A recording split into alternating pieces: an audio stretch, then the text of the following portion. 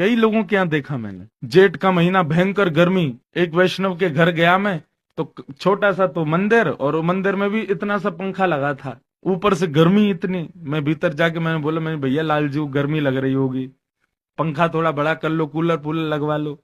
अरे महाराज जी, जगत नियंता जगदाधार, पूरे विश्व को बनाने वाले, सूर्य चंद्र भी जिनसे प्रकाश लेते हैं, उनको कभी गर्मी लग सकती है? मैंने कहा भैया देखो, इस नाते से तो भगवान को आपके घर में रहने की भी जरूरत नहीं है, पूरा विश्व भगवान का, छोड़े आओ इनको, काय को लिया है घर में? अगर आपको यही नाता लगता है ठाकुर जी का कि ठाकुर जी को किसी से प्रकाश लेने की आवश्यकता नहीं, गर्मी सर्दी उनको लगती, तो आपके घर में रहने की भी उनको जरूरत नहीं है। हजारों लाखों लोग अपने घर में सेवा करते हैं, वृंदावन में प्रत्येक मंदिर में सेवा होती है, काय को लिया है वृंदावन से अपने घर में ले आए इनको? इनको जरूरत ही नहीं थी आपके घर आने की, छोड़ाओ कहीं। भाई हम अपने घरों में ठाकुर जी को इसलिए लाए हैं ताकि अपने भक्ति भाव से ठाकुर जी को रिझा सकें, प्रसन्न कर सकें। केवल वो मूर्तिवंत रहते रहें, ऐसे ही बैठे रहें और हमसे श्रृंगार, मेरे को तो इसमें संतुष्टि नहीं। ठाकुर जी कभी खड़े हो जाएं, कभी बोलने लग जाएं, आपके प्रसाद को स्वीकार करें, यहां तक अगर हम नहीं पहुंचे तो हमारी भक्ति करना बेकार है। तो कई घरों में मैंने ऐसा अनुभव किया।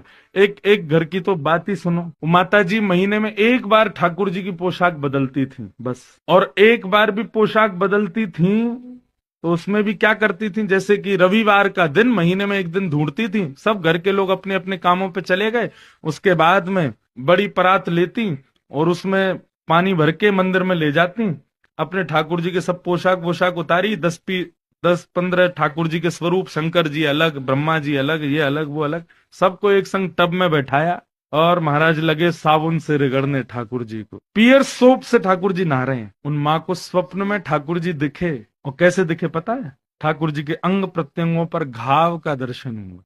बोलो मैया, तुम ये कभी सर्फ से, कभी साबुन से, कपड़े धोने साबुन से हम खुद नहलाती हो, हम चैतन्य हैं, आप हमको मूर्तिवंत क्यों मानती हो? वो ठाकुर जी सर्फ से नवाने इसलिए नवाया, आप में मैल लग जाता है, ठीक हो। बोले तो मैल तो तुम्हारे बेटे को भी लगता, नवा दो सर्फ से उसको भी। बर्तन मांजने वाले वो जो, उससे तुम हमारे शरीर को रिगड़ती हो, अपने बेटे को रिगड़ दो एक बार। नहीं, उसको कैसे रिगड़ देंगे, उसके लग जाएगी। तो जब उसके प्रति चैतन्य भाव है तो हमारे प्रति क्यों नहीं? और माफ कीजिएगा, यदि चैतन्य भाव से ठाकुर जी की सेवा नहीं है तो आपके घर में पाषाण ही है, ठाकुर जी नहीं है।